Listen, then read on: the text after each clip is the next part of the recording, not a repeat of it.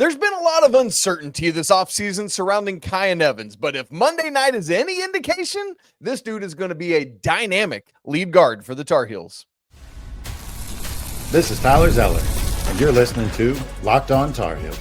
You are Locked On Tar Heels, your daily podcast on the UNC Tar Heels. Part of the Locked On Podcast Network, your team every day. Hey there, what's up? It's Wednesday, November 5th, 2025. Welcome into the Locked On Tar Heels podcast, the only daily North Carolina show out there.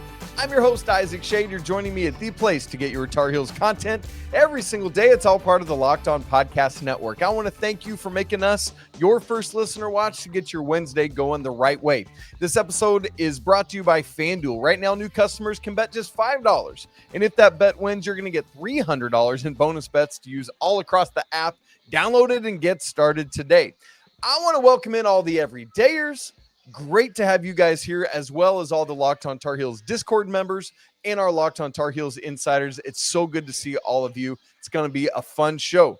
As always, joining me this week, although it is Wednesday, it's usually a Thursday when we have Coach Rob on. It's great to be joined by Coach Bill Robinson, the head coach of the Milligan University Buffaloes, and, oh, by the way, a 2-decade veteran of Carolina Basketball School. That's Carolina Summer Basketball Camp.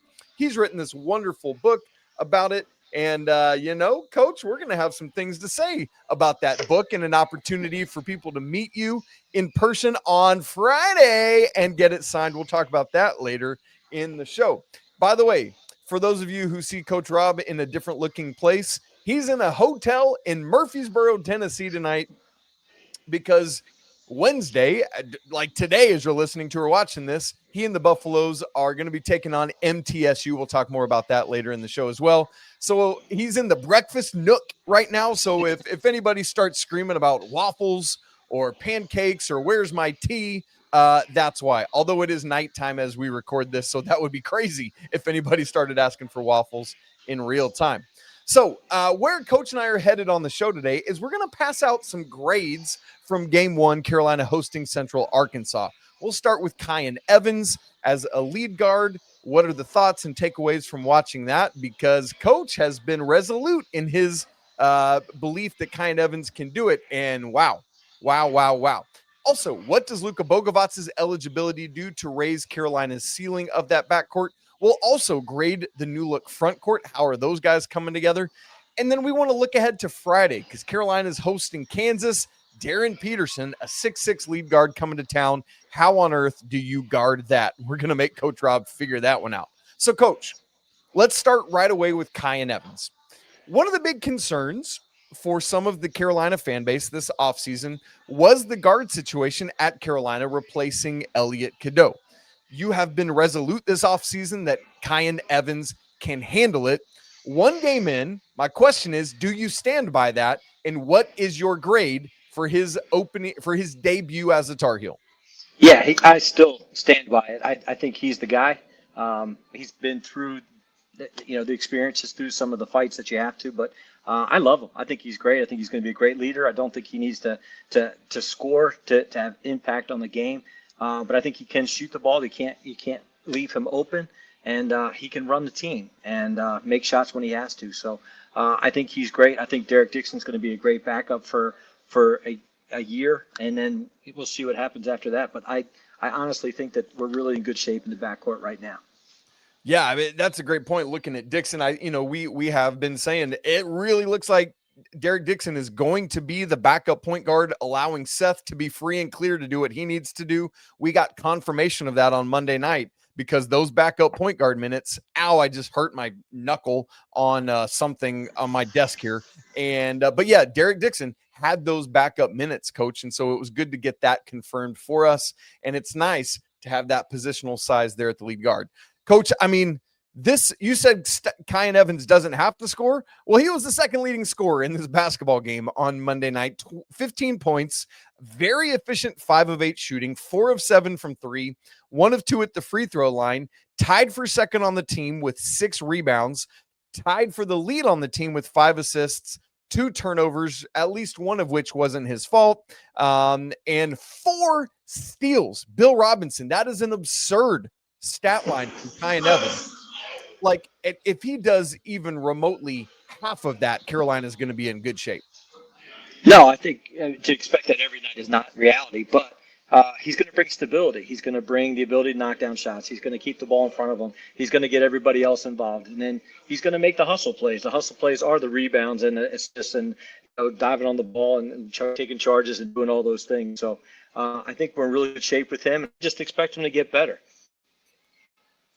Yeah, and if you had, like, as you said, it's unrealistic, it's unreasonable, it's unfair to expect him to put up that kind of line every night. I mean, I need to go look, Coach. It's got to be some kind of history since somebody dropped 15 points, 5 boards, 5 assists, and at least 4 steals. Like that stat line altogether is insane. If you had to grade that opening night performance, granted, I understand it's Central Arkansas, like it or not, unfortunately, they're one of the worst teams in all of Division I. Like, it just is what it is. That said, what grade would you give KYAN's opening night performance?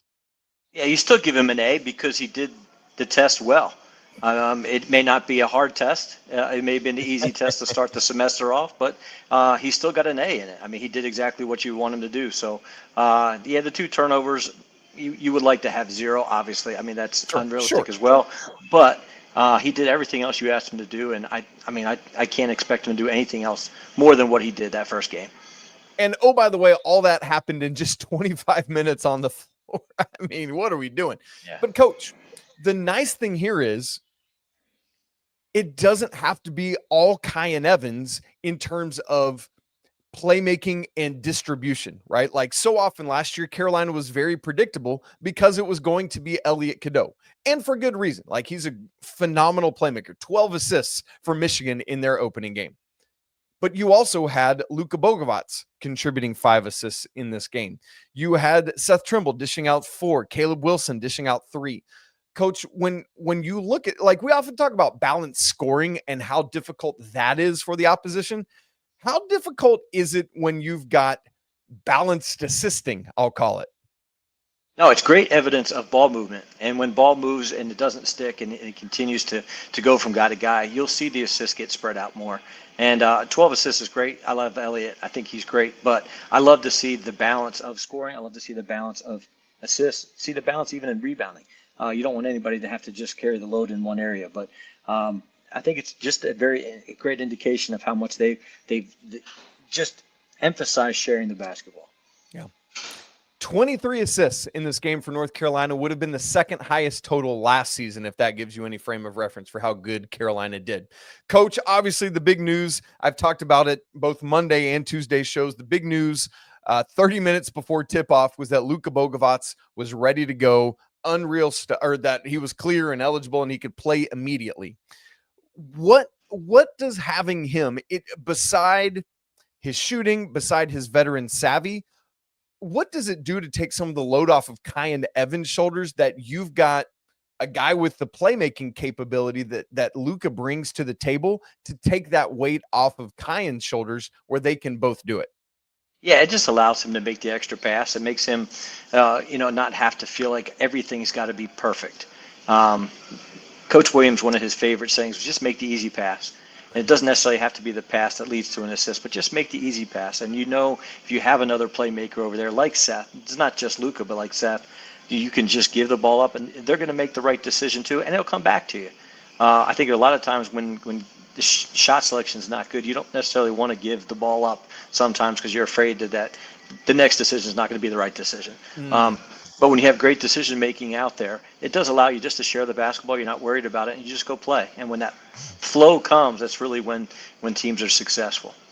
That's a good point, because like when you trust each other, the ball's going to go back around and you share it freely. And with these two guys in particular, it's great because when they get the ball back, they're both 40% 3-point shooters. And I mean, it's just good grief. That is good news. It's good signs. Also, speaking of shooting percentages, Coach, remember last week after the Winston-Salem State game, I asked you if you were worried about Carolina's low free throw percentage from that game. And you said, I think the, verbatim quote was, yeah, I don't care at all. 18 of 22 in this game, 81%, if that tells you anything, Coach. No, that's exactly what. And the guys are just going to relax and play now, and the talent will come out. And I don't expect them to shoot 80% as a team, but I think they could shoot 75% as a team. I think that's a realistic goal. Boy, and what that does to raise your ceiling and your floor as a team, if that's your season average, which is a very reasonable thing, because both of those guys we were just talking about, KYAN EVANS and LUKA BOGAVAC, and oh, by the way, remember, Seth Trimble jumped up to 80% last year. He was 4 of 4 in this game.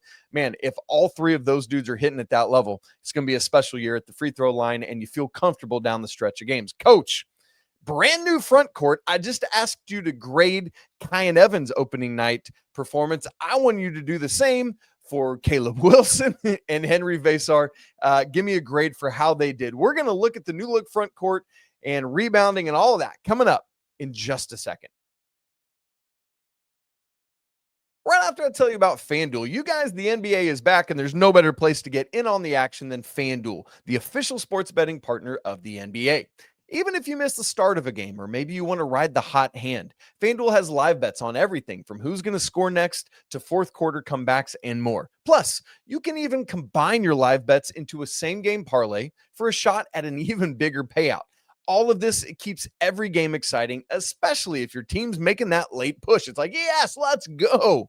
Carolina plus 4,000 to win the national championship in basketball. Maybe you think Luca Bogavac getting eligible puts Carolina there. That's a great little bet you can get in on. Carolina, 4th in the ACC odds. They've fallen behind NC State for some reason. Same kind of thing. You think they can get ahead of the Wolfpack in Louisville and Duke? Man, that's a good one for you. Coming up on Saturday, Carolina hosts Stanford. The line has fallen from 9.5 to 7.5. That might be a good opportunity to get in on that as well. Right now, FanDuel is giving new customers $300 in bonus bets when your first $5 bet wins. So go ahead, head on over to FanDuel.com to sign up and play your game with FanDuel, the official sports betting partner of the NBA. Coach, I asked you to give me a grade of KYAN EVANS' debut performance for Carolina. I want to do the same with Carolina's front court, because let's remember back to last year when Carolina they had missed in the transfer portal, and it took until the last third of the season to figure out that their front court needed to be Van Allen Lubin and Jalen Withers. I think it's pretty clear and obvious who your starting 4 and 5 is going to be all season long, barring any unforeseen weird circumstances. That's Caleb Wilson, and it's HENRI VEESAAR. If you want to include Jarin Stevenson in this, coach, that's fine, since he, is kind of a de facto front court guy, although he's been starting at the 3 while we wait for Luca's eligibility. What grade would you give the debut of this front court? Yeah, I give him an A+, because I don't think there's anybody who's had quite the debut that Caleb Wilson had. I think with 4 dunks in 3.5 minutes. That's something right. like that. That's right. And I didn't get a chance to watch the game live. I had to go back and watch it the next morning. But it's just I think I saw a post. Somebody said, let's just enjoy this year while we have it, because we're not gonna have him for very long. So let's just enjoy it. And I think that's what we have to do. And HENRI, I thought HENRI was solid too. He played super hard. We know he's got the ability, obviously, to go inside, but he can also make that jumper from the perimeter. And I thought on the glass he was really active. So.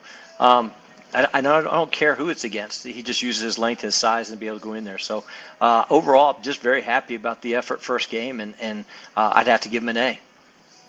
Coach, the combination of the two of them was 14 of 19 from the field. In case you're keeping score at home, that's 73.7% from the field, Coach. Wilson, 8 of 10. VEESAAR, 6 of 9. Coach, I want to ask you about their shot selection, because while they both can step outside, they each only took 1 3-point attempt. Caleb made his. HENRI missed a deep one, pretty far extended top of the Way key out. from beyond, way out. And it was like, fine, whatever. But I just felt a lot of wisdom in that, of like, hey, this is a game where we can just absolutely dominate inside. They're, as you said, they're not going to be able to do that night in and night out, because you'll have front courts that push back harder than Central Arkansas was able to do. But what did that tell you about recognition of like, oh, this is our opponent. This is where we need to be. This is the shots we want to take tonight. No, I think that was a coaching emphasis for sure, that, hey, let's make sure we don't take good shots. Let's take great shots. And they can always get a better shot if they, continue to move the ball, continue to do what they do.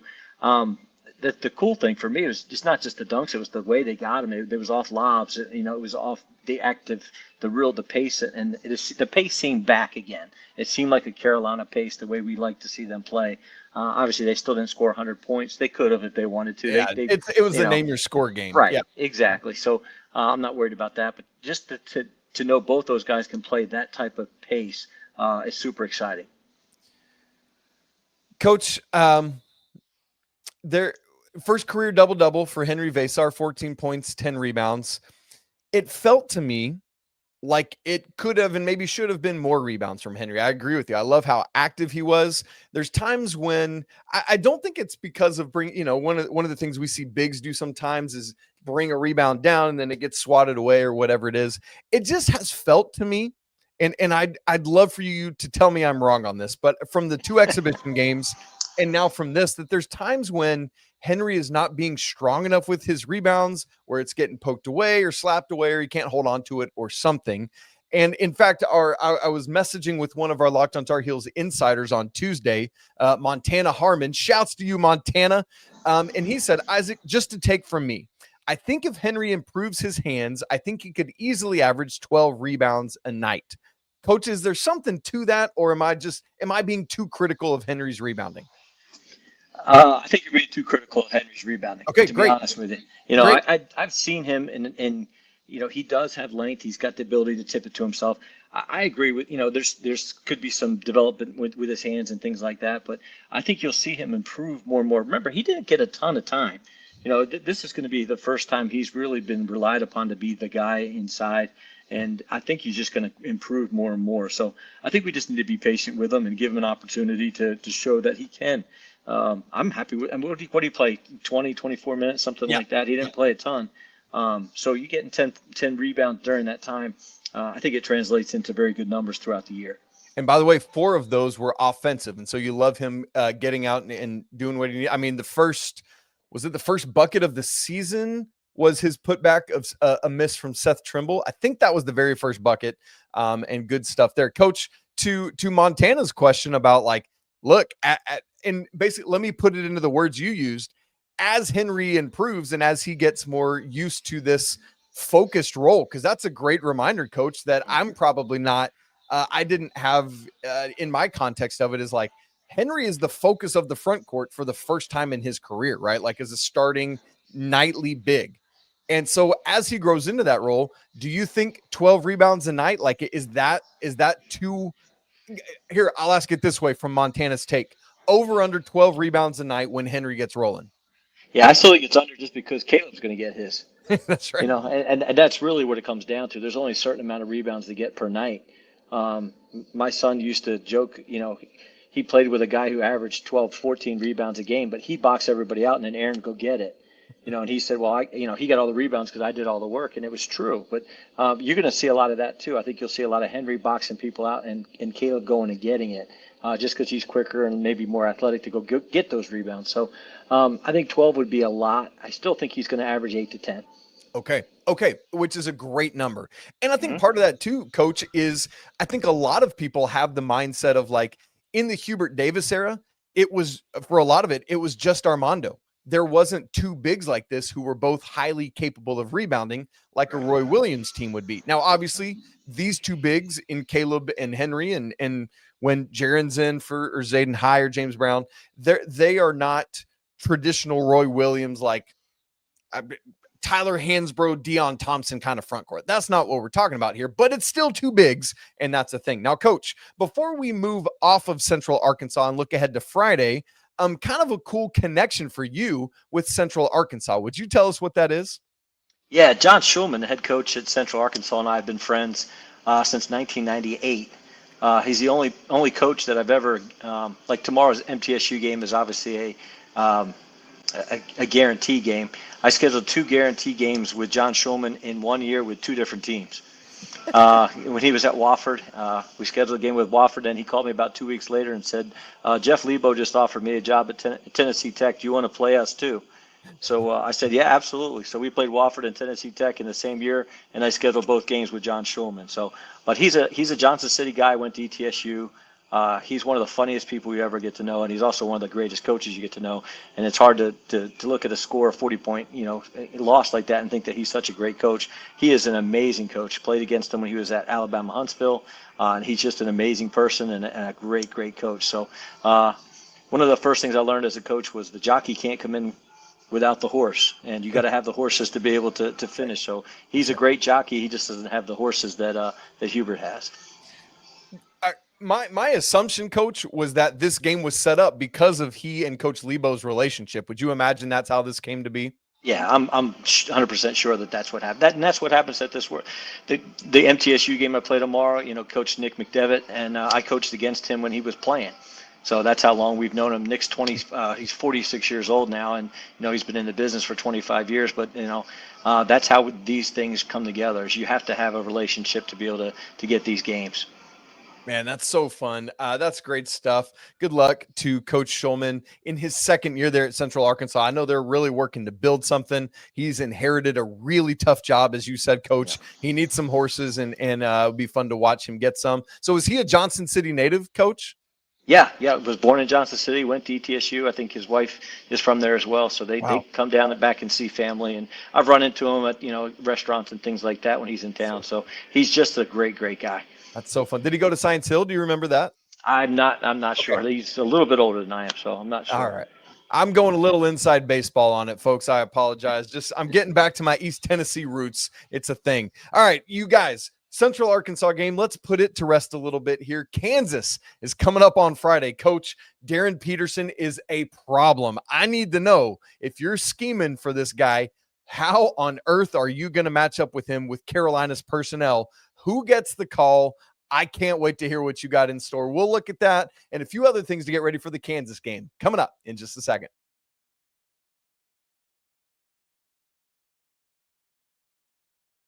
Coach, obviously North Carolina has one of the most dynamic freshmen in the country in Caleb Wilson, but another one of them that is almost, it seems like he's like a guaranteed top 3 pick in next year's draft, is Darryn Peterson at Kansas. Coach, Darryn Peterson, 6'6", lead guard, bucket, teammate. I mean, he does it all.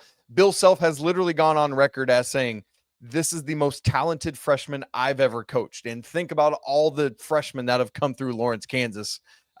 He's not one that's given to hyperbolic speech necessarily. And so when he says that, you take notice and you look. And so, Coach, I look at Carolina's 2 best defenders, Seth Trimble's, or best like individual defenders, I think. Seth Trimble's given up 3 inches to him. Jarin Stevenson's got him by 4 inches, but maybe doesn't have quite the foot speed to keep up with him, but maybe the veteran savvy. If you're Hubert Davis, what is your plan going into Friday night for Darryn Peterson? Yeah, I mean, those are scary quotes to hear from Bill Self, to have that kind of talent. But he's obviously super talented. I still go with Seth. Seth's going to be my guy, and I know the height may be a big difference, but you can't score if you don't touch it. And I think I would just really try to make it very difficult for him, and once the ball gets in the scoring area, not to let him touch the ball. And Seth's the only one who can really do that on a consistent basis. Obviously, from a defense perspective, to make switches, so it's not the same guy, so you keep people fresh. So I think you can see Jarin, you could see Powell, you could see Stevenson, you can see a lot of different guys on him, but don't let anybody get tired on him. Keep somebody fresh as possible. The other thing is make him defend, make him have to guard somebody. So and they may try to hide him on somebody, but who can they hide him on really?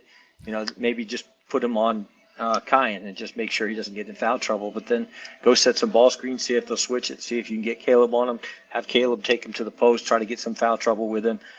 Those are the type of things. Make him have to defend at the other end so he just can't just focus on his offense. Yeah, I'm really curious to see how that side of it goes, because it's one thing to think about what we were initially saying, like, how does Carolina do it?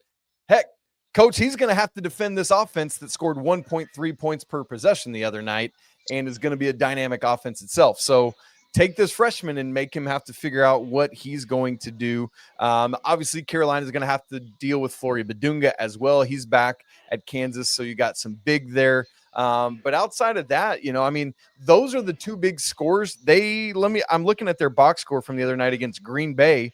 Oh, Melvin Council Jr. scored 10 points. Outside of that, no other Jayhawks in double figures in a bye game, coach. And so you figure out a way to shut down Peterson and Badunga and make somebody else beat you. And I'm really, really curious to see what the staff has concocted for such a time as that. Coach, another question I want to ask you is, how would you go about working Luka Bogovac into this lineup? I think we still, unless you've changed your mind, and I'd love for you to tell me if you think so, I think we both still think he is the guy you start at the 3. And my question to you is, how do you go about working him in? Do you insert him now? Do you wait till the bye games that come next week on the backside of this Kansas game? How would you go about handling Luka, specifically Friday night? Yeah, I don't change anything right now. I keep the same lineup to start against Central Arkansas. Let's just keep things as they are right now. I'm more of a type who likes our guys to know exactly what to expect. There's consistency with our starting lineup. There's consistency with our rotation, with our substitutions. I like him coming off the bench. I think he gives you that instant offense. But I don't think it'll stay that way very long. I still think you'll see him at the 3. I think you'll see Jarin, slide up to, the 4 and the 5 some. And I just think that's the talent that's there right now. I think we need to kind of slide everybody up in size. So that's how I see it. I would expect him to probably be in the starting lineup by Thanksgiving, Christmas at the very latest. Okay. And I love what you said there, Coach. I think Jarin, some of this is a Jarin issue. I think Jarin is needed more at the front court than on the wing, because it's like Zayden High is going to give you some stuff occasionally. I don't know that he's going to be the consistent backup 5 that you need. Same with James Brown and Ivan Matlekovich, right? None of those guys bring what Van Allen Lubin would have brought if he were the backup 5. And so to help take some of that load and that weight, I think you need Jarin, as you said, getting those backup 4 and 5 minutes, which means let's get Luca to the 3 at a time sooner rather than later. And so I think that's a big deal. Coach, let me ask you this. Based on what you saw in Monday night's game from Central Arkansas, if Carolina does more of fill in the blank on Friday night, things will go really well. I think it's the defensive pressure. The defensive pressure has got to stay up. I thought the defensive pressure for the most part was pretty consistent, but they're going to have to keep that up for 40 minutes. And I think that's the biggest key right now. And, you can say, hey, you got to stop this guy or stop that guy. Just got to play great, solid defense. And along with that goes, the rebounding to finish those possessions. So to me, that's the biggest thing I'm going to look for is just the defensive intensity. How high is it? I think the place is going to be rocking. I think it's going to be a great home atmosphere. And I think that this is just going to lift that defense up. And really, that's the biggest key for me on Friday. How hard is it, Coach, with all the new moving pieces that Carolina has to play high-level team defense? Obviously, you can go say, like, hey, Seth, point of defense attacker, like take care of Darryn Peterson. But for the 5 guys on the floor to move as one, how long does it take to get there? It's super hard, and you talk about great magicians say, hey, anybody can do what we do with 20 years experience. Well, yeah, it's going to take not 20 years, but it's going to take time.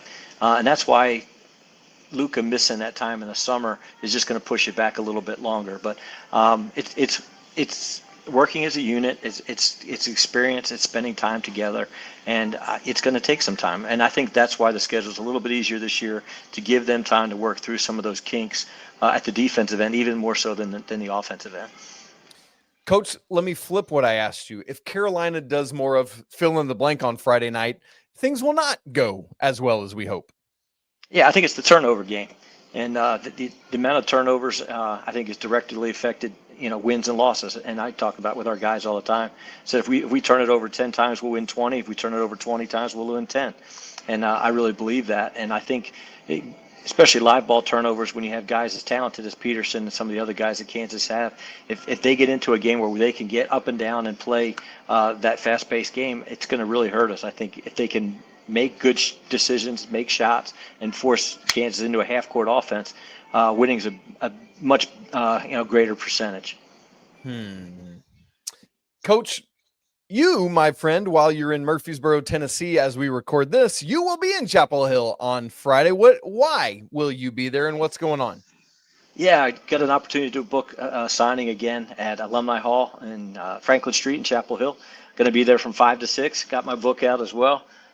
Porky Spencer and I are going to be there, and hopefully get a chance to meet some people. And I just think it's a great opportunity. The book, it's obviously just a side thing for me, but something I'm super proud about and excited. And walked up to our shoot around today here in Murfreesboro. Nick McDevitt, who's the head coach at MTSU, was a camper. And he said, "Did you bring any books for me?" And I said, "Well, I got one."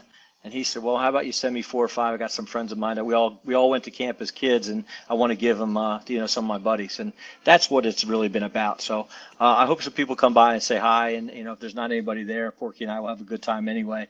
But I just, it's been a really cool thing, and I like it to continue as long as it can. Man, that's so fun, Coach. Yes, everyone, make sure you go by Alumni Hall before the game. Remind us one more time of the times, Coach. Yeah, just 5 to 6. We'll 5 give to you plenty 6. of time to get it back over for the game at 7. Nice. Very good. So make sure you drop into Alumni Hall, say hi to Coach, buy a book if you don't already have one, get it signed. He's going to have a whole bunch of high-level Sharpies ready to go, and that'll be a lot of fun. By the way, as a reminder, Milligan, Coach's team, is playing Middle Tennessee State today, Wednesday, as you're listening to or watching this. So make sure you look on ESPN Bottom Line, because you're going to see Milligan on there, NAIA school, going to take on a D1. That's always fun to get to see that. Coach, best of luck against MTSU. A lot of fun. Super happy for you guys to have that opportunity. Thanks, guys. Looking forward to it. It's a lot of fun for our guys. All right. Look, we'll release you to go eat all the waffles available in the hotel cookery there. In all seriousness, good luck. Have a great trip. Go Buffs. Have fun. And wish I could be there with you on Friday. I know that's going to be a great opportunity. Man, can't wait to hear some fun stories from Alumni Hall. You guys, thanks so much for being with us on this Wednesday edition of the show. If you haven't already subscribed, please do so now so that you don't miss a second of anything we're doing. We will be live Friday night after the game right here on YouTube, and the audio version will come out later, but you don't want to miss that. Hit the bell notification so you get notified as we get ready to go live. If you've not joined the Locked On Tar Heels Discord, that link is in the show notes. Free to join. Come hang out with us in there. It's so much fun. If you want to go next level, have one-on-one conversation with me, get free access to all of my data and record books and charts right after the game is finished, come on in, be a Locked On Tar Heels insider. We'd love to see you there. It's always a great day to be a Tar Heel. We'll talk again tomorrow, but until then, peace.